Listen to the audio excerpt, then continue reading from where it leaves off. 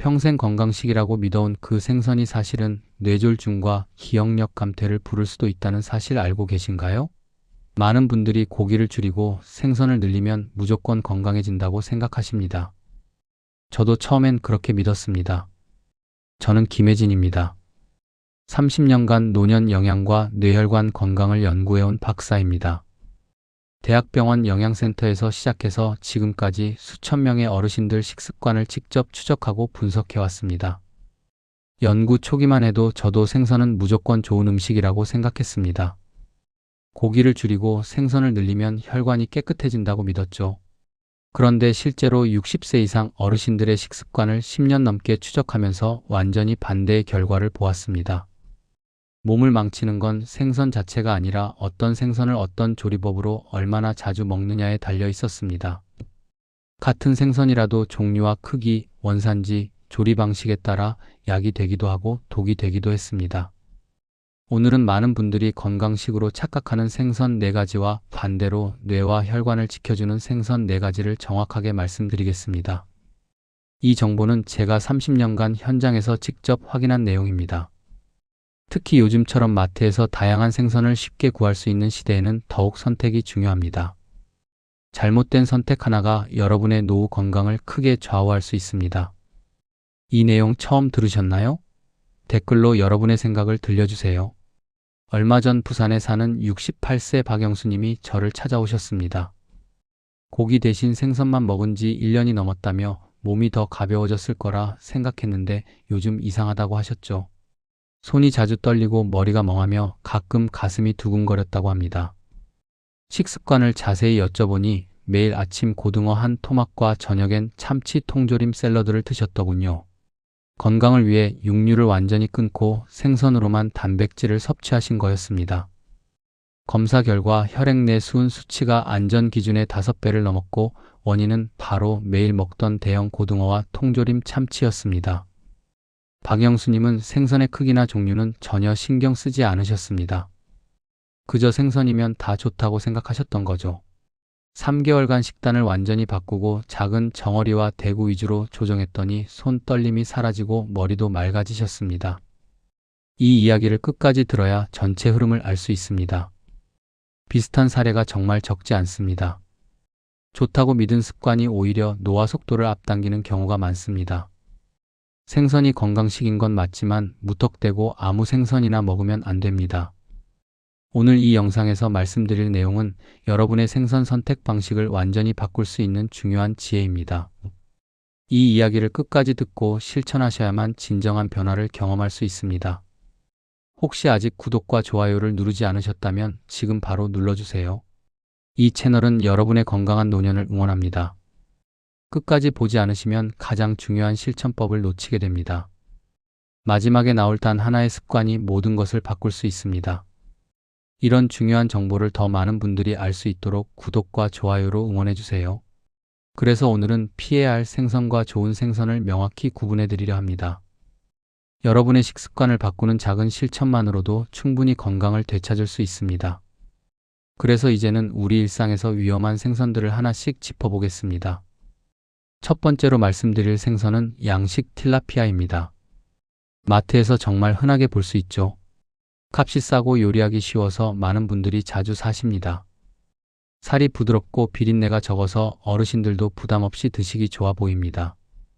그런데 이 틸라피아에는 큰 문제가 있습니다. 우리 몸에 좋은 오메가3 지방산은 거의 없고 오히려 염증을 유발하는 오메가6 지방산이 과다하게 들어 있습니다.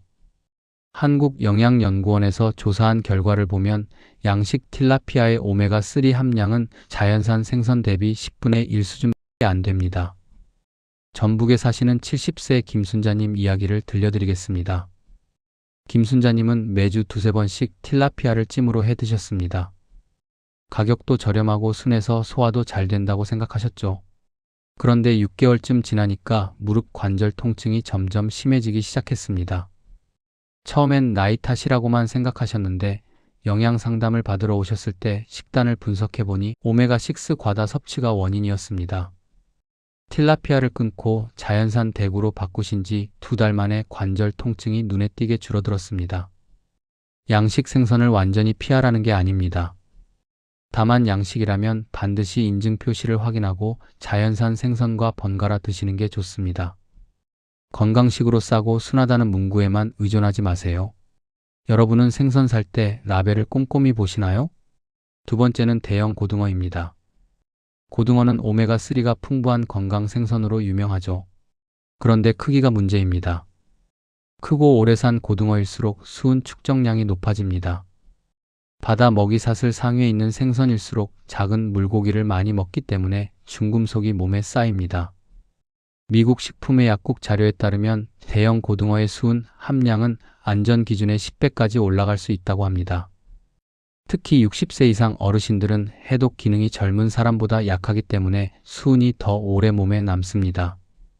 인천에 사시는 63세 정민호님은 매주 3번씩 고등어를 구워 드셨습니다. 시장에서 큰 고등어가 싸게 나오면 여러 마리 사다가 냉동실에 넣어두고 드셨죠. 그런데 반년쯤 지나니까 갑자기 어지럼증이 생기고 집중력이 떨어지기 시작했습니다. 혈액 검사 결과 수은 수치가 정상의 4배였습니다. 원인을 찾아보니 매주 드신 대형 고등어였습니다. 작은 크기의 자연산 고등어로 바꾸고 횟수를 일주일에 한 번으로 줄이니까 석 달 만에 어지럼증이 사라졌습니다. 고등어를 드실 때는 반드시 크기를 확인하세요. 손바닥 크기 정도의 작은 고등어가 안전합니다. 그리고 원산지가 명확한 자연산을 선택하세요. 크기가 크면 가격 대비 위험도 함께 커진다는 걸 꼭 기억하세요. 여러분이 드시는 고등어 혹시 크기가 너무 크진 않나요? 세 번째는 통조림 참치입니다. 참치 통조림은 정말 편리하죠. 뚜껑만 따면 바로 먹을 수 있고 샐러드나 김밥에 넣기도 좋습니다. 많은 분들이 단백질 보충용으로 자주 드십니다. 그런데 통조림에 쓰이는 참치는 대부분 대형 참치입니다. 참치는 먹이사슬 최상위 어종이기 때문에 수은 축적 위험이 매우 큽니다. 세계보건기구에서는 노년층의 참치 섭취를 주 1회에서 2회로 제한하라고 권고하고 있습니다. 울산에 사시는 54세 이정희님은 매일 점심마다 참치 샐러드를 드셨습니다. 다이어트도 하고 단백질도 채우려고 참치 통조림 한 캔씩 드신 거죠. 1년쯤 지나니까 불면증이 생기고 기억력이 눈에 띄게 떨어졌습니다. 기억력 검사와 혈액 검사를 받아보니 수은 중독 초기 증상이었습니다. 참치를 한 달에 한두 번으로 줄이고 대신 정어리와 대구로 바꾸니까 넉 달 만에 수면의 질이 좋아지고 기억력도 회복되기 시작했습니다. 참치 통조림은 한 달에 한두 번 가볍게 즐기는 정도로만 드세요. 특히 라면이나 다른 가공식품과 함께 먹는 건 피해야 합니다.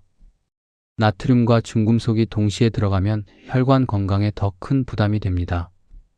혹시 여러분도 참치는 무조건 건강식이라고만 생각하셨나요? 네 번째는 수입 메기입니다. 메기는 가격이 저렴하고 살이 부드러워서 최근 마트에서 많이 팔립니다. 특히 동남아시아에서 수입되는 메기가 대부분인데 문제는 양식 환경입니다. 오염된 연못에서 양식된 경우가 많고 항생제 잔류 가능성도 있습니다. 한국식품안전공단 보고서를 보면 일부 수입 메기에서 중금속 비소가 검출되기도 했습니다. 비소는 소량이라도 장기간 섭취하면 간과 신장에 부담을 줍니다. 대전에 사시는 66세 윤정자님은 수입 메기를 자주 드셨습니다. 저렴하고 부드러워서 일주일에 4-5번씩 조림이나 구이로 드셨죠. 그런데 6개월쯤 지나니까 건강검진에서 간 수치가 갑자기 올라갔습니다. 술도 안 드시고 약도 특별히 드시는 게 없는데 간 수치가 오른 이유를 찾다가 식단을 점검하게 됐습니다. 수입 메기를 끊고 국내산 대구와 명태로 바꾸니까 석 달 만에 간 수치가 정상으로 돌아왔습니다. 메기를 드실 거라면 반드시 국내산을 선택하시고 HACCP 인증 표시를 확인하세요. 싸고 부드럽다는 이유만으로 주식으로 삼으면 안 됩니다. 마트에서 메기 살 때 원산지를 꼭 확인하시나요? 이렇게 잘못된 생선 선택만 바꿔도 건강은 크게 달라집니다. 많은 분들이 생선이면 다 좋다고 생각하시지만 종류와 크기, 원산지, 양식 방법에 따라 몸에 미치는 영향이 완전히 다릅니다. 특히 60세 이후에는 해독 기능이 약해지기 때문에 중금속과 염증 물질에 더 민감하게 반응합니다. 그래서 생선 선택이 더욱 중요한 거죠. 이제 반대로 60세 이후에 오히려 몸을 지켜주는 생선 4가지를 자세히 보겠습니다. 첫 번째로 추천드리는 생선은 알래스카 대구입니다. 대구는 저지방 고단백 생선으로 근육 유지에 정말 탁월합니다. 나이가 들수록 근육량이 줄어들기 때문에 양질의 단백질 섭취가 중요한데 대구가 그 역할을 완벽하게 해줍니다. 대구는 살이 흰색이고 담백해서 소화도 잘 됩니다. 특히 알래스카산 대구는 깨끗한 찬 바다에서 자라기 때문에 중금속 걱정이 거의 없습니다. 대구 한 토막에 단백질이 20g 정도 들어있는데 이건 계란 3개 분량과 비슷합니다. 대구를 드실 때는 튀김보다는 찜이나 국 형태로 드시는 게 좋습니다. 기름에 튀기면 좋은 영양소가 파괴되고 오히려 나쁜 지방이 늘어나니까요. 현미밥과 미역국에 대구찜을 곁들이면 단백질과 미네랄을 동시에 보충할 수 있습니다. 경기도에 사시는 71세 최영수님은 3개월 전부터 일주일에 3번씩 대구국을 드십니다. 처음엔 고기로 단백질을 채우셨는데 소화가 잘 안 되고 속이 더부룩하다고 하셨거든요. 대구로 바꾸신 뒤로는 소화도 편하고 기운도 더 나신다고 합니다. 요즘 식탁에서 대구국 자주 드시나요? 두 번째는 정어리입니다. 정어리는 작은 생선이지만 영양 밀도가 정말 높습니다.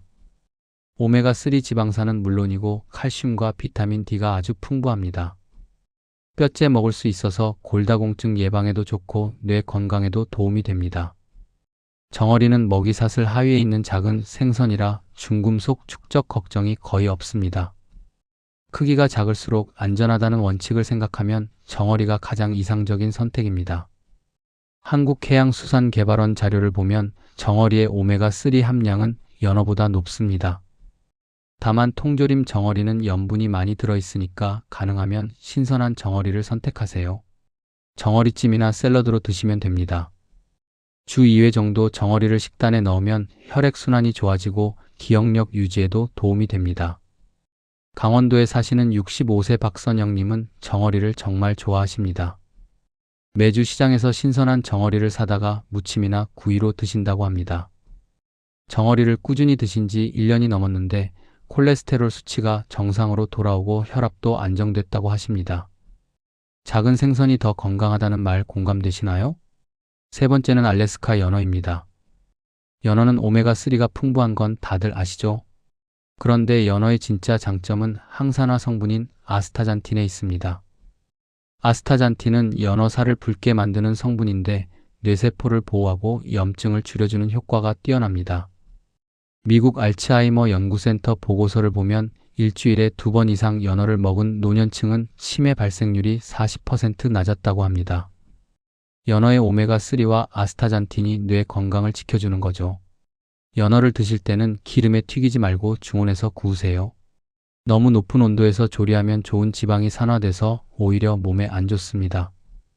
브로콜리나 당근 같은 채소와 함께 팬에 구우면 영양 밸런스가 완벽합니다. 서울에 사시는 69세 김영미님은 한 달에 2~3번씩 연어 요리를 하십니다.